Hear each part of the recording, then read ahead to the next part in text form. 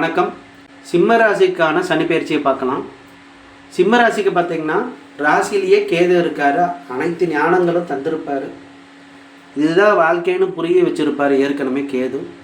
சனி பயிற்சி அப்படி புதுசாக நம்மளுக்கு என்ன தந்துட போகிறாருன்னு கேட்டிங்கன்னா, உண்மையாலுமே ஒரு பிரச்சனையை கொண்டு வந்து விட்டால் நீங்கள் எப்படி சமாளிப்பீங்க அப்படின்னு பார்க்க போகிறது தான் சனீஸ்வரர் வரார். இந்த நேரத்தில் யார் உங்களுக்கு பெரிய கிரகம்னு கேட்டிங்கன்னா கேது தான். கேது என்ன சொல்கிறாரு? அமைதியாக இல்லைங்க, அவர் ரொம்ப தொல்லை பண்ணுறதுக்கு ஒரு ஆள் வந்துட்டார், நம்மளுக்கு பிரச்சனைக்கு வந்துட்டார் அப்படி இப்படின்னு நினைக்கிறது. அமைதியாக இருந்துட்டிங்கனாவே உங்களோட பாட்டி அந்த மாதிரி தாய் வகையை சேர்ந்தவங்க கிட்டேலாம் ஆசீர்வாதம் வாங்குங்க. அமைதியாக இருங்க. வரப்போகிறவனை நம்ம ஒன்றும் கண்ட்ரோல் பண்ண முடியாது. அவன் பிரச்சனை பண்ணான்னா பிரச்சனை பண்ணி தான் தீருவான். அப்போது சிம்ம ராசிக்காரங்க என்ன பண்ணணும்? ஏற்கனவே நம்ம பல பிரச்சனைகளை நம்ம சந்திச்சுட்டு வரோம். பார்ட்னர்ஷிப் மூலியமாகவோ, இப்போ அதுவே இப்போ தான் ஸ்டேபிள் ஆகிருக்கு. மனைவி மூலியமாகவோ அதுவே இப்போ தான் கொஞ்சம் கொஞ்சமாக அமைதியாக இருக்குது.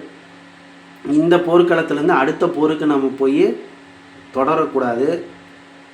சுருக்கமாக சொன்னால் உங்களுக்கு என்னென்னா அமைதியாக இருந்துருங்க. ஏன்னா சனீஸ்வரர் பார்த்திங்கன்னா உங்களுடைய 2ஆம் வீடை பார்த்துக்கிட்டு இருக்காரு. இந்த 2ஆம் வீடை பார்த்துக்கிட்டு இருக்காரு. அதே சமயம் உங்களுடைய குழந்தைகள் ஸ்தானத்தையும் பார்த்துக்கிட்டு இருக்காரு. அதே சமயம் உங்களோட தொழில் ஸ்தானத்தையும் பார்த்துக்கிட்டு இருக்காரு. தொழிலை கெடுக்க நினைப்பார். கொஞ்ச நேரம், ஒரு நாளைக்கு ஒரு அரை மணி நேரமாவது குழந்தைங்களோட விளையாடணும். ஒரு நிம்மதி கிடைக்கும்.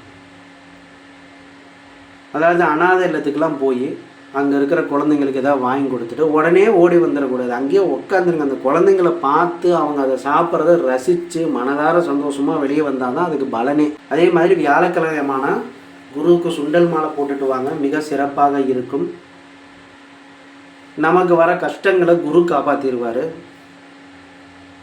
குரு பல வகையில் உங்களை காப்பாற்றிட்டு இருக்காரு. மற்ற ராசிக்கு கூட ஒன்றும் இல்லை. குழந்தைங்க விஷயத்துலேயும் சரி, நம்ம பார்ட்னர்ஷிப்லேயும் சரி, மற்றும் நம்மளுக்கு வரக்கூடிய பிரச்சனைகளை எப்படி சமாளிக்கிறதும் சரி, அதுக்கு எல்லாத்துக்குமே ஒரே ஒரு மருந்து தான் குரு. குரு வேண்டிக்கோங்க, காப்பாற்றிக்கோங்க, படைச்சிக்கோங்க. நன்றி, வணக்கம்.